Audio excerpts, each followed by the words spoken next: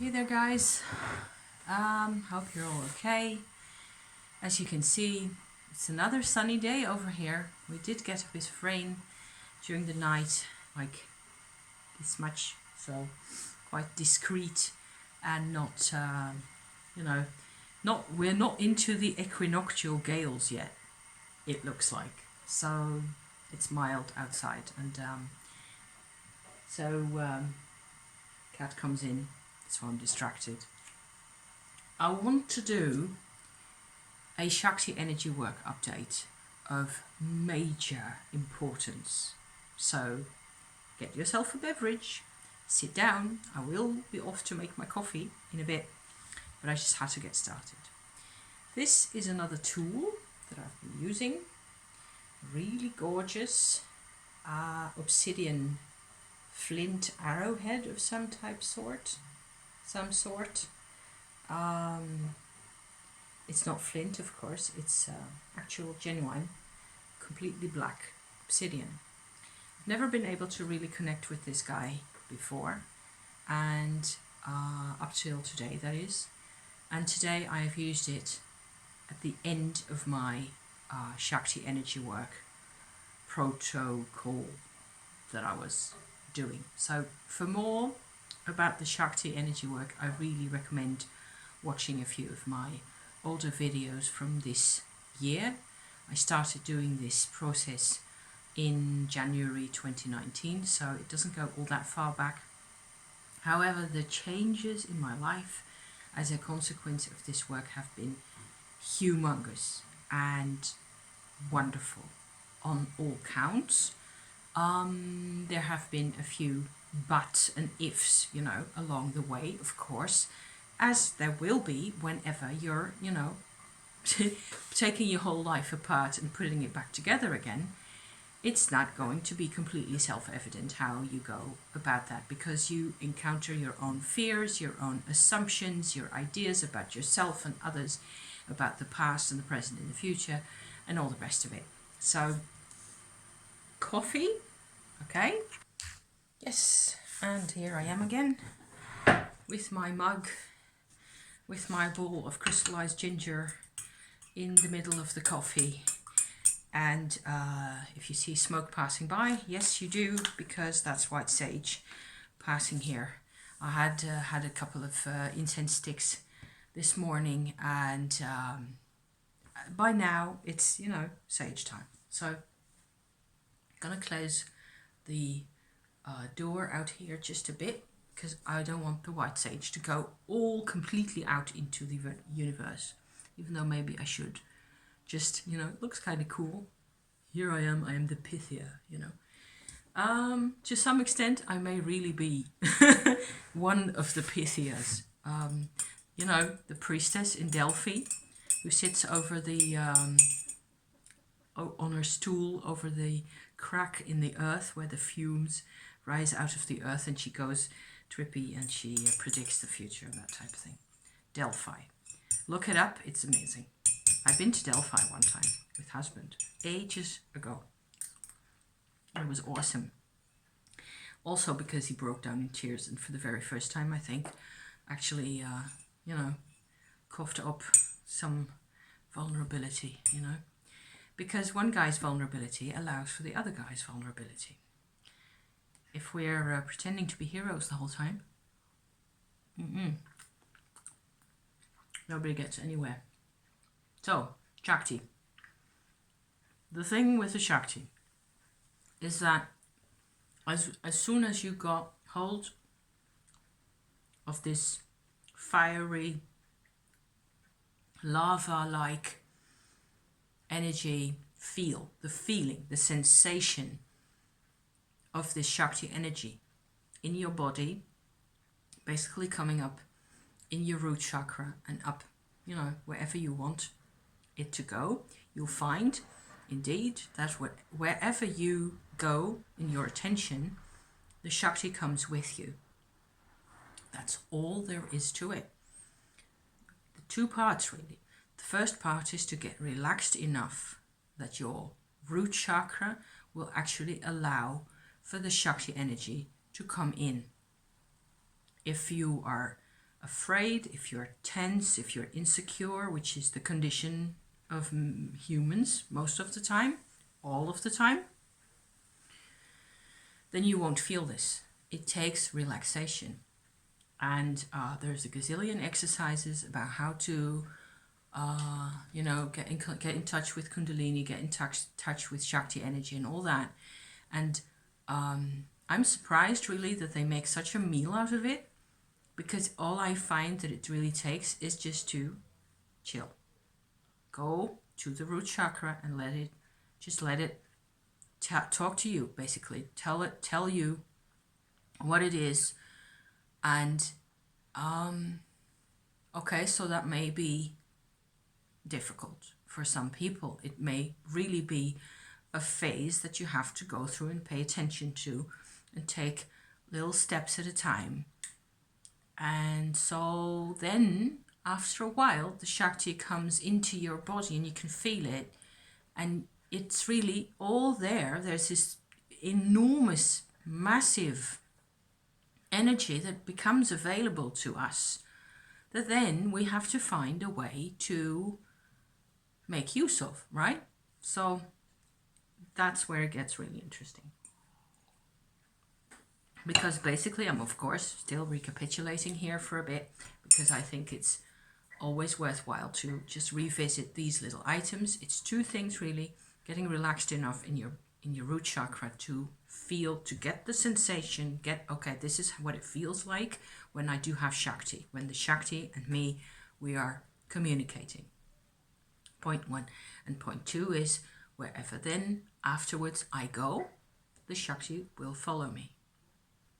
And that's what I've been going into today. So in the past few months, I have had several rather big changes occurring in how I feel, and in how I feel myself, in how I feel towards the world, and so on. And I have mostly made vlogs about those changes, okay? Where I think the areas that I went into in most detail are my solar plexus and my heart area. So that's only part of the game, right? Of course, because there's still other parts. So if I go to my throat area, for example, I can just sort of really do that. I can skip anything in between, and just the Shakti will still make it to where I am and do a bit of work there. So what I've been doing, I have been visiting basically what we have done. I should say we now, me and my Shakti, okay. We've been working along my spinal cord, along my vertebrae, going up like so, because that was where I first felt that there were all these areas where there wasn't really enough energy. There was all this tension. There was even a sense of cold being hidden there. And I just thought at the beginning of 2019, this isn't going to be good. I should really do something about this. So if I can, okay, so I tried that and it worked. And I had a couple of sessions at first where I just traveled with my Shakti energy along my spinal cord for a distance, embracing, like, for example, 2 or 3 chakras areas, okay, at a time.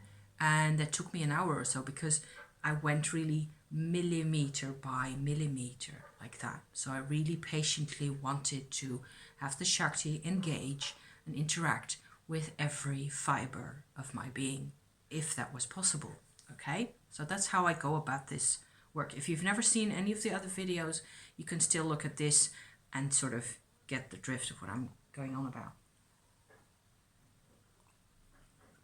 which I think is why I'm here at all, because I'm having great fun with all this. It's really starting to become more and more interesting and worthwhile, because, okay, so solar plexus and heart area were tricky areas, because there were parts and areas where in the middle of what you would look at as the chakra area.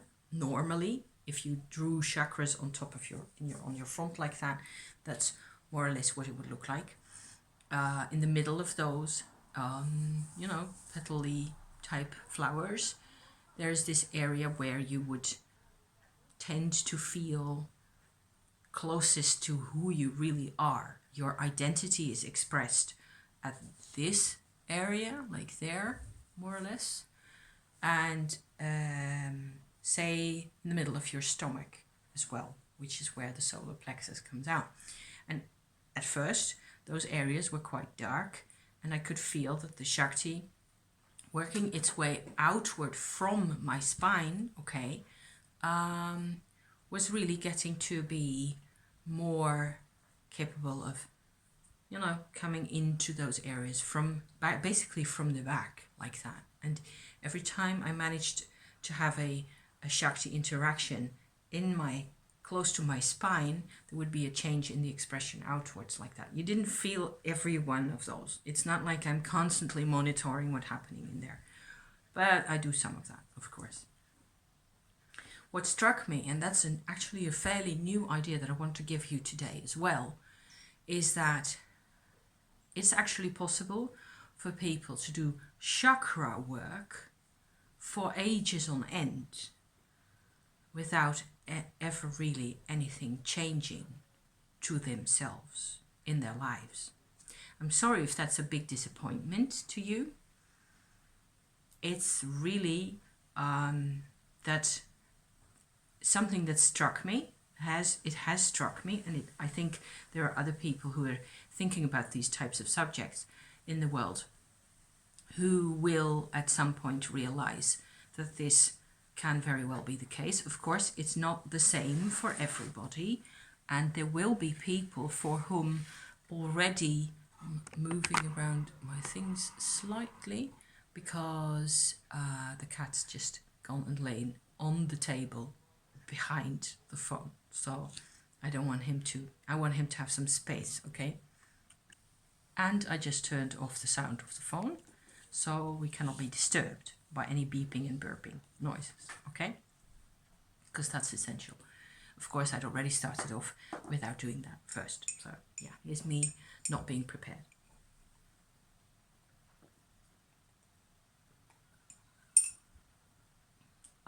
Where was I?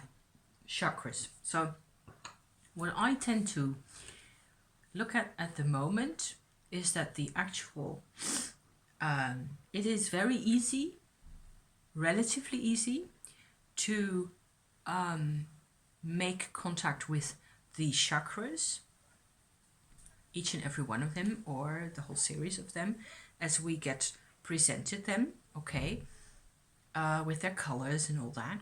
Not only through imagining or visualizing them, they're actually there. But they are, as I see it now, it's just my theory of the day, okay? So feel free to disagree anyway. I mean, who am I? This is just my experience of things anyway. What I get is the chakra in each case is like, okay, let me say like having an organ, like your eye, for example, or your stomach. It does a certain level of energetic processing and a certain level of interacting with the world on the energy level, so the vibration level of things. I think that we perceive the qualities and the nature of minerals and crystals and many, many other items around us through the perception of the chakras. But what the chakras really are is like a perfectly working energy interface center of some sort. So it's all there, but it doesn't really necessarily have all that much to do with the way your body works or the way our feelings or our mind works. You can still, if you focus on your chakras, on your heart chakra or whatever, you can work, and it will still do you good. It will still help us and make us feel better and so on and so forth, but it will not vibrationally change us. It will allow for a slight sense of, okay, so I do feel better because I have now moved closer to this ideal, because that's what I think chakras are. They're like the ideal potentially. And a lot of the chakras in our bodies aren't really all that active. They're not open. They're being withheld. So how far do you get with that? And what I am suggesting and proposing here all the time is that working with the Shakti energy as it comes in, and then just taking it along step by step. And as you can see, it's September now. It's taking me months and months. And each time I keep coming back to these same little interactions, okay? And these same observations of having, like a place somewhere where something isn't quite right. And I take the Shakti there and I wait for the connection to be made. The Shakti does the work, but I have to sit there and observe, just like with a dog, really. You just have to sit there and make sure it happens. Otherwise, they just go bounce around the place. So, which is more or less what it does, really.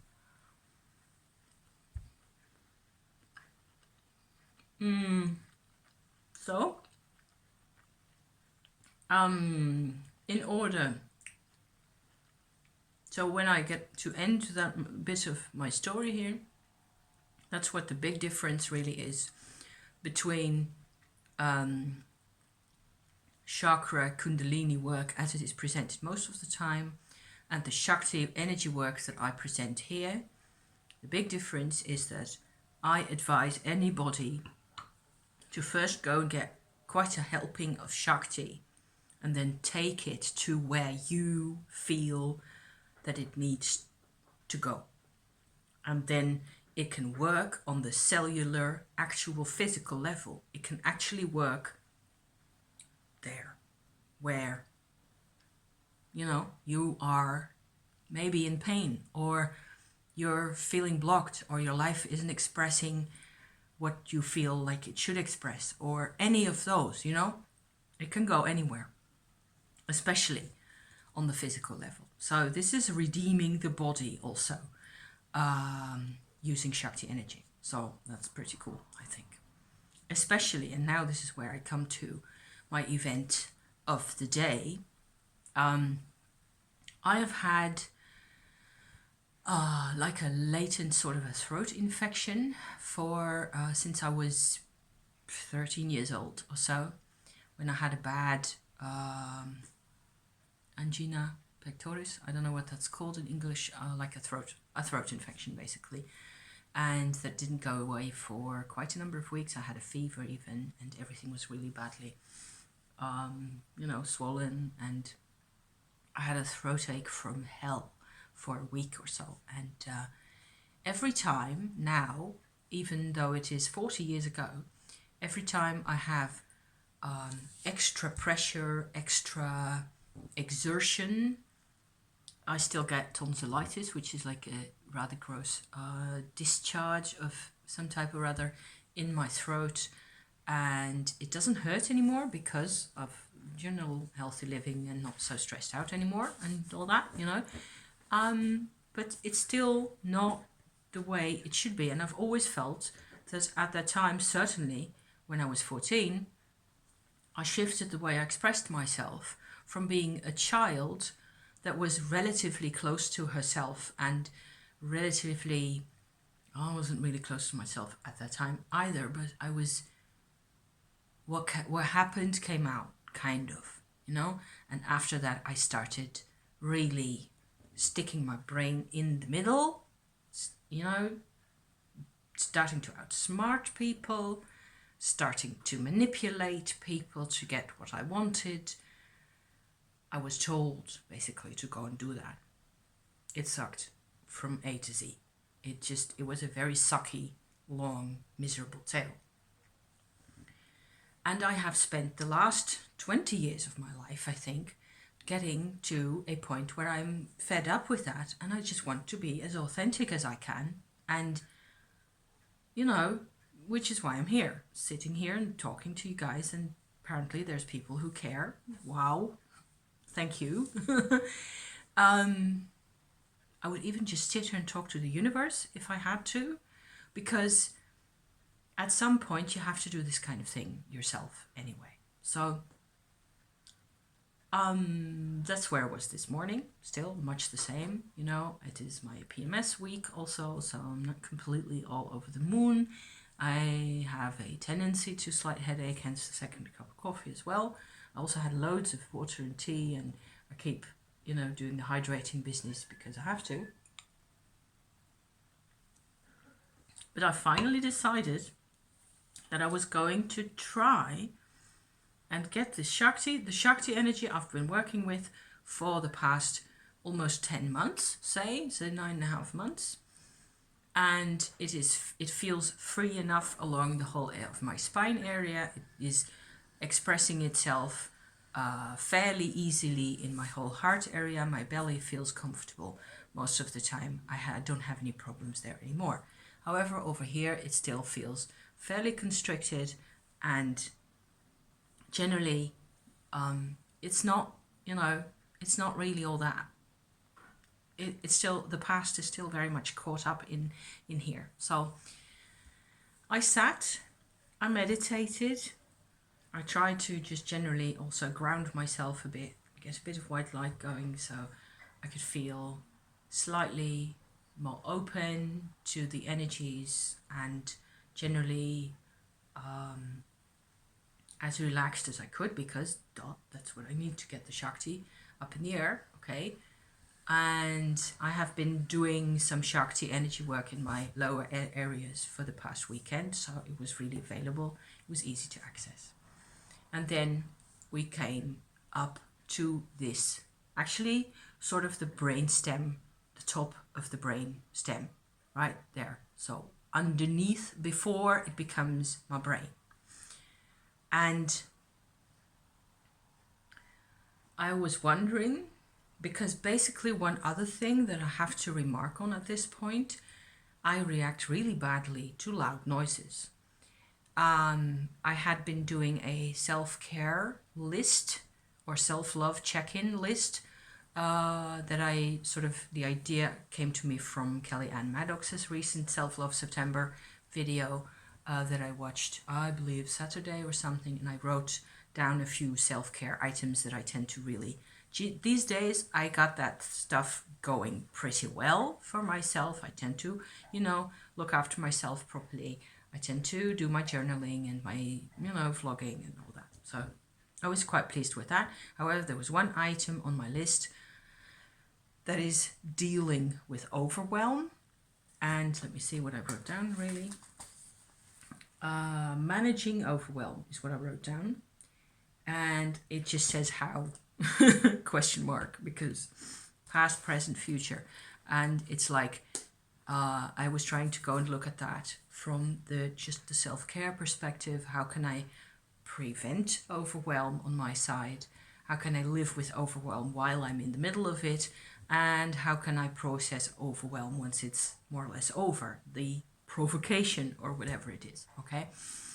And just thinking about that in general, and what with the builders out there and sawing and drilling, I realized that a lot of my overwhelm, maybe 60% of my general sensations of feeling overwhelmed and feeling overpressurized and generally feeling unhappy in a situation, has to do with noise. So not the speaking and the expressing bit here, but this bit. And it's so close together. So I decided, I was doing the meditation, hang on, I was still in the meditation. I thought, okay, so there's pain inside my ears. I've never had an earache in my life. I've never had any infections in there, ever. So my husband has, and he tells me it's a nightmare. So all this bit of work is going to his side of things as well at some point or other in the future. However, now I just was feeling in there for the Shakti to where should it really go? this is where it comes in. I can see how well she's progressed along this whole spinal cord, going up like that. All that's fine. What's happening? And I sort of realized that it's like a pathway on both sides, going from the brain stem outwards and upwards a bit definitely towards the ears.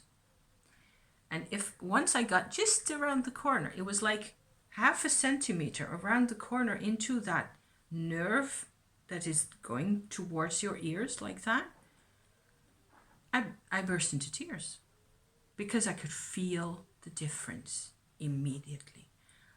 The endless generosity of the Shakti energy coming in there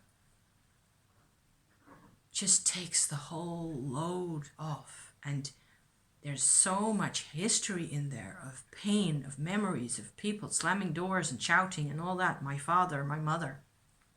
Let's just not go there. And I've always looked at this and known that it was there and ugh.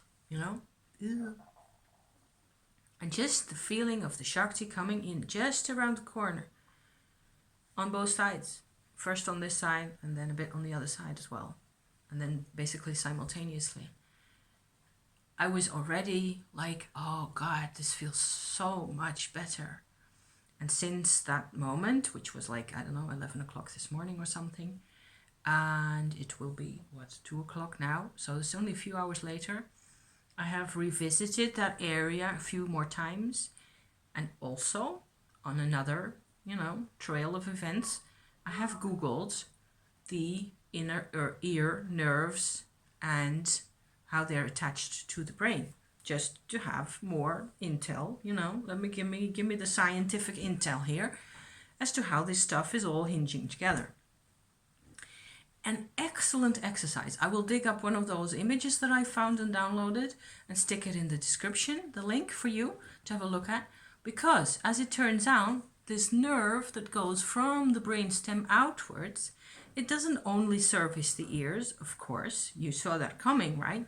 It services all of our senses in here. All of it. The eyes, the mouth area, the nose, the sense of smell, and of course also everything that has to do with speaking and, communication, words and all the rest of that good stuff. Isn't that insane? And it's like, it starts off like this big bundle of nerves, and it's for a while everything's together, packed really close, but they are of course separate nerves. And then at some point one of them leaves off to go to the eyes area, including the tear glands, by the way. Isn't that amazing? So isn't it amazing how, of course, bringing Shakti energy into that area, it just started me crying, because all this has to work together. All this has a lot to do with who you are, and it really is physically close together for quite a while. And then it separates out into these different channels. So our perception of smell and so on.